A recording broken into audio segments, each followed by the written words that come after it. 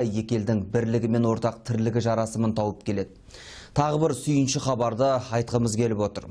Қазақтың ұлы ақыны Жамбыл Жабаевтың есімі дәл осы Түркияда ерекше құрметке ие. Сөзімізге дәлел болсын, Түркияның Keçiören ауданында атамыздың атынан көше берілді. Тақырыпта тілшіміз тарқатсын.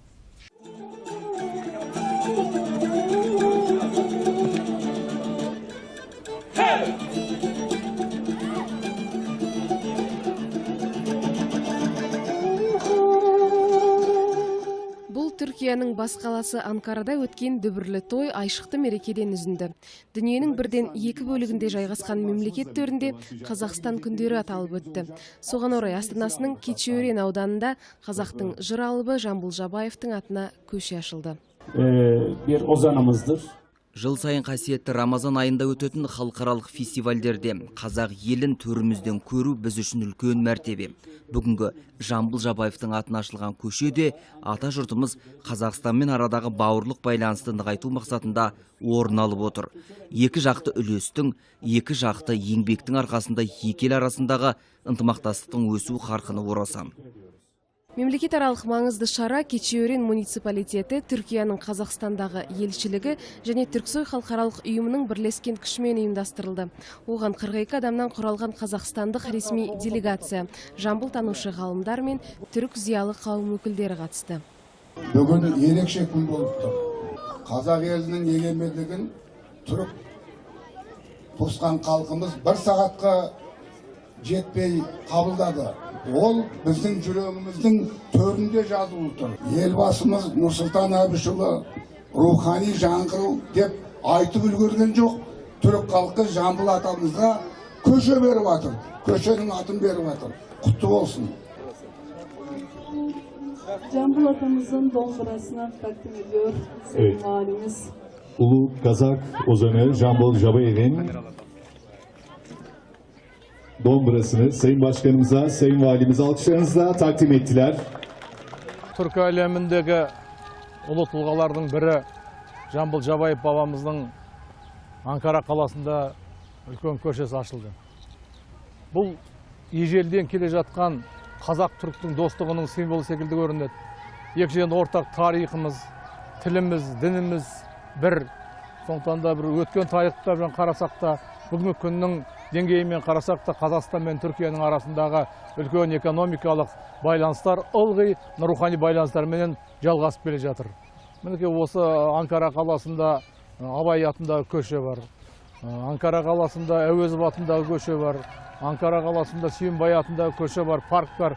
Мінекей осы жерден ұлы Жамбыл бабамызға да үлкен көше берілді. Жаңа көше айтыстың алтын діңгегі Сүйінбай Аронұлының саябағының жанында жайғасқан. Бұл саябақ осыдан 2 жыл бұрын Ақиық ақынның 200 жылдығына арналып ашылса, ішіндегі Сүйінбай Аронұл атындағы ескерткіш өткен жылы Жамбыл Жабаевтың 170 жылдығы қарсаңында орнатылған еді. Бүгінгі шара өткеннің келісті жалғасын айналды.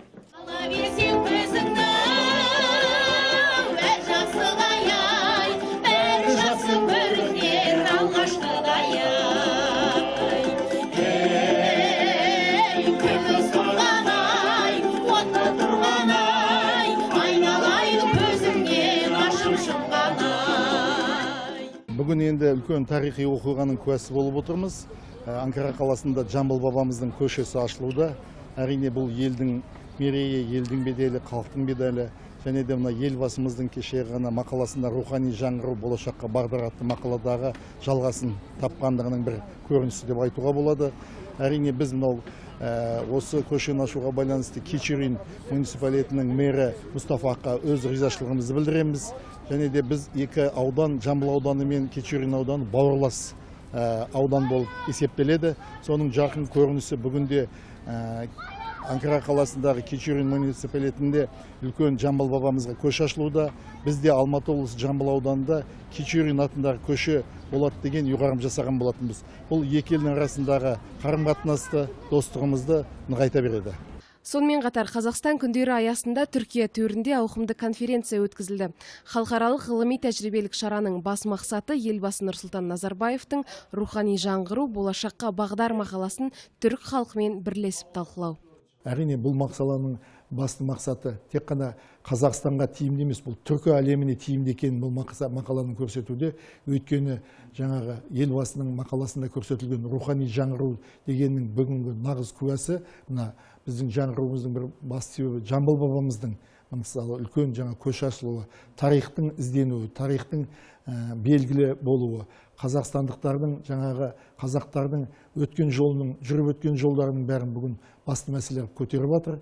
Басты мақсаты мәселедегі мынау елбасының жаңғыру мәселесі, халықтың рухани жаңғыруы дегеніміз ол адамның сана сезімі, ой санасының өзгеруі, оның барлығы ой сананың барлығы тарихқа жүгіну арқылы болатыны дәлелденді.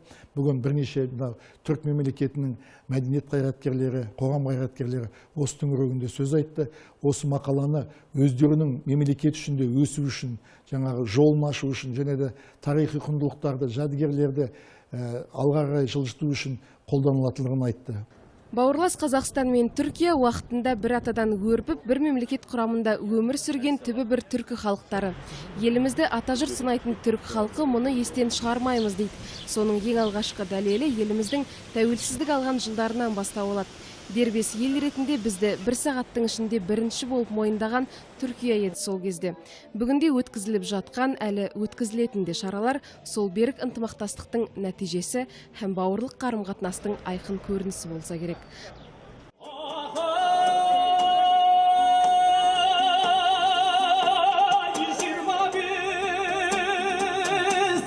Жамбылға енді айналып қайтып келмес. Жамбылға енді айналып келмек түгіл, қай жол